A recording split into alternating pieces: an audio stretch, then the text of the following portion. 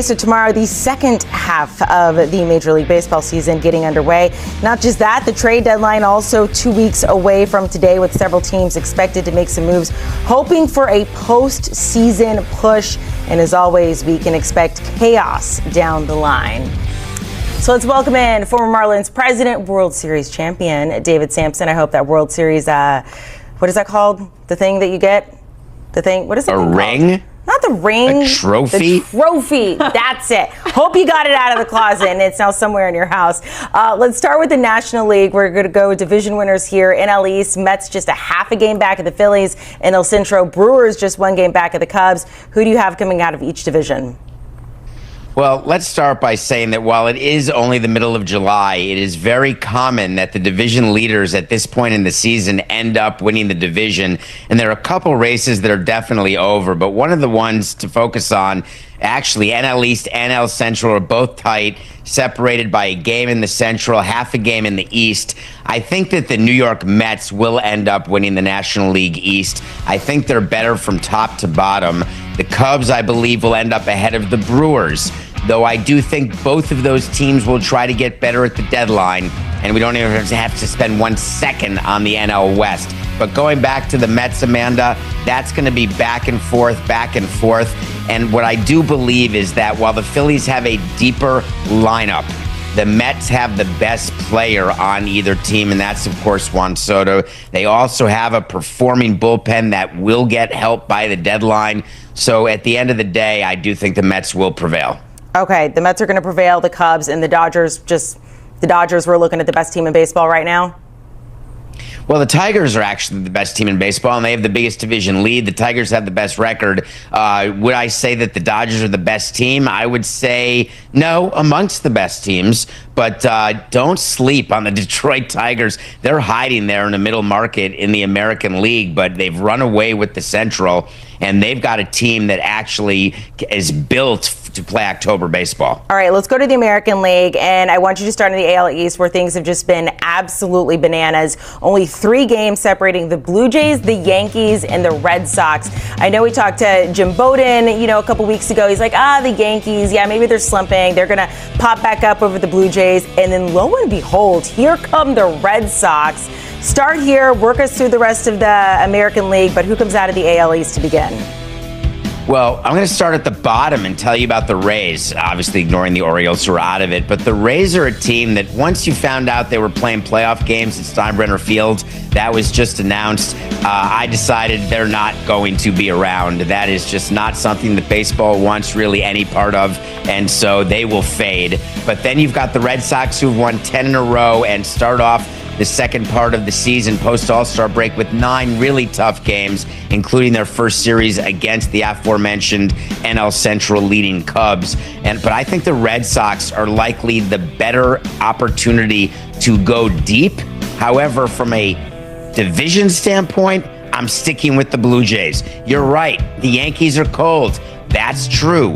But when I actually look at the two teams, now, of course, you've got Aaron Judge, the presumptive MVP. You've got Fried pitching like an ace. Can he stay healthy? Rodon absolutely sort of dominating at the 2-hole as the number 2 starter. Can he be consistent for another couple months? Will Brian Cashman acquire a third baseman like from the Diamondbacks when they sell? A lot of ifs, but the Blue Jays are actually deeper, and I also think that Rogers, the owner of the Blue Jays, they are going to add, so I like them to stay in first place and to end up winning that division. Okay, work us through the other 2. Who else do you have coming out? I think I saw Tigers and Astros. Why? Well, we don't have to talk about the Tigers because they're in a division where I think they've got a 69 game lead. So I believe that they've already clinched, though I can't be sure. I haven't done the math. I have to get my calculator out. But let's move on to the Astros. Could it be that the Mariners are positioned to catch them? They've got an interesting series to start here after the All-Star break. But the Astros, we talk about Kyle Tucker and him going to the Cubs, but let's not sleep on what the Astros got back and the help that Smith and Paredes have given the Astros. They are a team that even without Alvarez, who has been injured, who still they can't figure out what the story is. He may still be out, but meanwhile, they are in first place even with him not around. They've got a solid pitching staff, obviously, so I think the Astros prevail. Okay, let's go back to the Yankees here, because not only, David, what have you got? Well, I think it's such an interesting time in the American League, and people talk about the National League being just so much stronger. But you know what? Between the Red Sox, the Mariners, and how about the Texas Rangers? We don't talk about him. Nathan Eovaldi has an extra $100,000 because the Rangers pretended he was an all-star. He certainly pitched like an all-star. But even in the first round, if you have Red Sox, Blue Jays in the 3-6, can you imagine what a great wild card 2 out of 3 up in Toronto that would be, with the Red Sox going in, looking to just see if they can advance to play the Stros? I obviously do see the Red Sox advancing over the Blue Jays. Not that it will be easy, but all these first round matchups are just phenomenal. So I have them winning. Then you get the 4-5. Why do I have Texas winning the wild card? Because no matter how you slice it, they're not far removed from when, wait a minute, they won the World Series only a couple of years ago. And when you look up and down the lineup, you say, oh, they're getting a little older. It's not working as well. They don't seem to be hitting.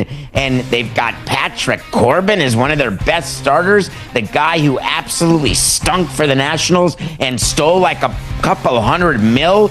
The fact is, not terrible, good enough to get him there, but not to get past the Mariners. And I love my Brewers, Amanda, do I ever. But when they face the Mets, it's going to be interesting because they're going to beat them. Don't sleep on the Brewers.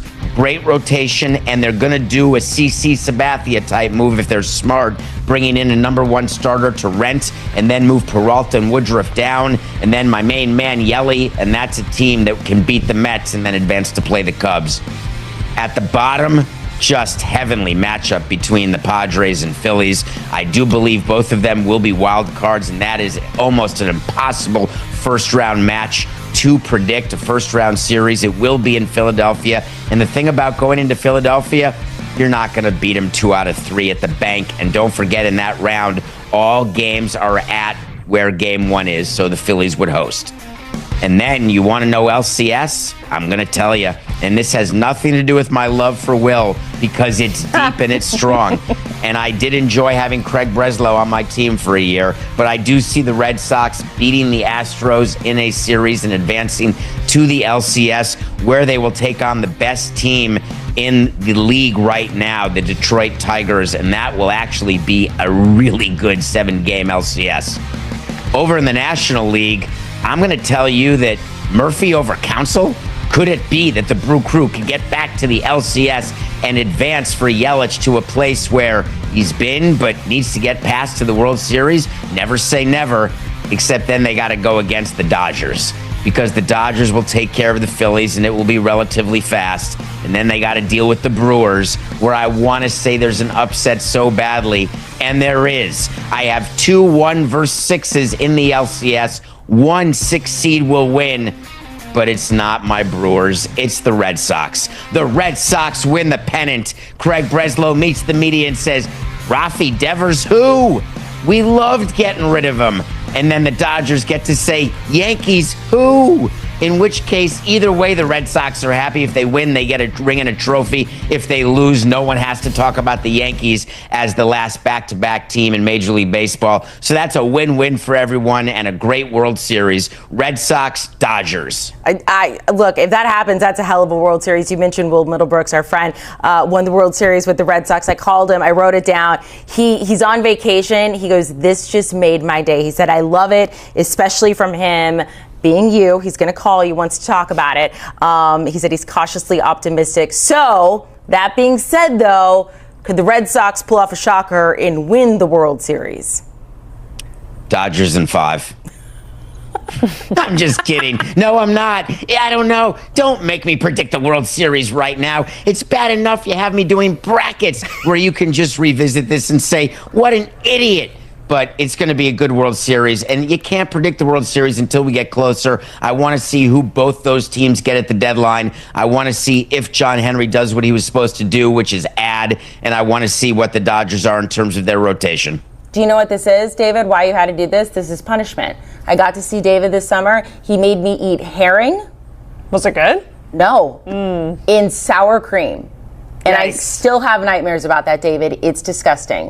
I got one word for you, Amanda. Zabar's. I know. That is your mom's Okay. still mad you didn't get the rye bread. How should you go to Zabar's and not get the rye bread? Zabar's is fire. It is Yeah. good. And his mom was very upset, and he said, yes, I missed out on the rye bread. Dodgers plus 220 right now. The odds to win the World Series. That is, in fact, who David has winning the World Series. But if you're looking to make some money, maybe you believe in the Red Sox. 27-1 odds to win the World Series. David has them going. Maybe they could pull it off. Break's over, kids. Time to get back to baseball. Soon enough, we're going to be talking trade deadline, September call-ups, and also pennant chases. But for right now, we're going to make some bold predictions for the second half.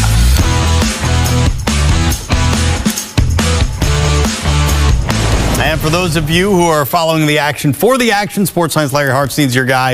And for the seam heads and beyond, we got Matt Snyder from CBS Sports. Guys, here we go. We've asked each of you to come up with 3 bold predictions. Lead us off with a big one here, Matt. Okay, yeah. Well, he just won the home run derby, and we saw him play in the All-Star game. I'm going to go with Cal Raleigh hits exactly 60 home runs. Right on the nose, exactly 60.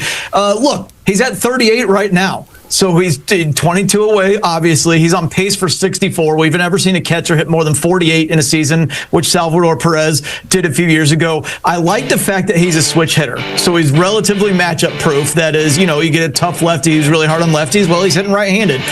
Likewise, a right-hander really hard against righties. Well, he hits against some left-handed. So I think that he can keep up a decent pace. I don't think he's going to keep up the pace for 64, but I do think that he's close enough that he's going to get 260, and that's why I say I'm going to make it fun and say exactly 60 home runs for Cal Raleigh this season. All right, Larry, looking for good odds for a team to make a big push in the second half. Who you got? Toronto Blue Jays, it's no fluke what they've been doing. They're on a 29-13 run heading into the All-Star break. Absolutely dominant at home, 32-16, averaging over 5.3 runs per game. And I just love the way this lineup is constructed. I mean, it's just exhausting to face them when you think about Guerrero, who's not even really hitting yet. Only 12 homers, but Bichette and Springer and Barger and Clement and Kirk and Lucas and on and on and on. That lineup is just wearing out opposing teams, and I think they're going to be very aggressive at the deadline. They need some help in the rotation and potentially in the bullpen. They could get Duran or Jax from the Twins. They're talking about maybe Merrill Kelly, a Zach Gallen. And oh yeah, they've got nothing from Anthony Santander this season. He's due back next month. Dalton Varsho coming back soon. I think this is the Blue Jays here in an AL that is just not loaded with any dominant teams. The Tigers are off to an amazing first half, but there's no true powerhouse. I think they can take it. All right, keep your eyes on the Jays. You get good numbers coming at it right now, coming out of the All-Star break. Matt, let's go on to bold prediction number 2. Maybe looking for a record breaker, at least a milestone maker? Yeah, it's fresh in my mind. I just talked to Pete Crow Armstrong on Monday, tried to get him to say he wants to be a 40-40 guy. Of course, he wouldn't take the bait. He just said, look, if it's one of those things that happens at the end of the season, that's pretty cool, but I'm just concentrating on us winning games, and obviously, if I play well and we win games, yeah, that's great. Look, no Cub has ever been a 40-40 guy. There's only been one Cubs player ever to get to 30-30, and that was Sammy Sosa. So I'm looking for PCA here to be the Cubs' first 40-40 guy ever. He would only be the 7th player of all time. He's on pace for 42 home runs and 46 steals right now. He's only 23 years old. He's still improving. He's getting better on the lefty-lefty stuff. We saw in the All-Star game, he had a double against the left-handed pitcher. So, I'm going to go with PCA to keep it going and get over 40-40. All right, Larry, how about someone to win an end-of-the-season award, even though they might not be the favorite right now? Nick Kurtz, AL Rookie of the Year. His numbers have been falling down to plus 340 because over the last month, guys, 12 home runs, an OPS over 1,100. I mean, he was drafted number 4 overall for a reason last season. I mean, you look at how often he barrels up the ball, 17% of the time. That's like Aaron Judge, like the elite bat speed, the launch angle, all of the things that you look for in a legit power hitter. So if he gets to 30 home runs, which is well within his range right now, I think he's going to overtake his teammate Jacob Wilson and bring home that award. All right, last of the bold predictions here as we come out of the All-Star break. Matt, give us something to clip off. Yeah, I'm going to say the Dodgers do not make the World Series. They lose at some point in the National League, whether it's the NLDS or the NLCS. I do think they're going to win the National League West, but it's an incredibly tough road through the National League this year. And if you look right now, baseballreference.com projections at 10.8% chance for the Dodgers to make the World Series. So this isn't that ridiculously bold when there's almost a 90% chance that they don't make it. So I'm going to say, if you look right now, Cubs and Phillies will be a really tough out in the playoffs. The Mets might get things together. The Brewers look like they could well get things together. The Padres, maybe they'll have everything clicking at the right time. There's just so many teams capable of being powerhouses. So I'm going to say the Dodgers do not make the World Series. And if I'm pressed to pick one, I'll just go with the Cubs. All right. Well, Larry, Matt's put the marker down for the final of the bold predictions. What you got from a wagering standpoint? I like the Mets to overtake the Phillies in the division, even though they do have a tougher schedule in the second half, but they got 3 starting pitchers back healthy over the last couple of weeks. And Juan Soto seems like he's on a mission right now. Didn't make the All-Star game for the first time ever. He's up to 23 homers. I think he's going to have a historic second half. And I also like the Mets to go out and get Gino Suarez. 31 homers on the Diamondbacks makes a lot of sense with the hole that the Mets have had, with production at third base. Give me the Mets to beat the Phillies in the East. 2 different types, 3 bold predictions from each. Larry Hartstein and Matt Snyder, thanks a lot. Let's play ball in the second half, folks. And here's a look at your odds to win the World Series coming out of the All-Star break. And the Dodgers still with the shortest of all odds. Tigers, best team in the American League right now. They have the second shortest odds at plus 700.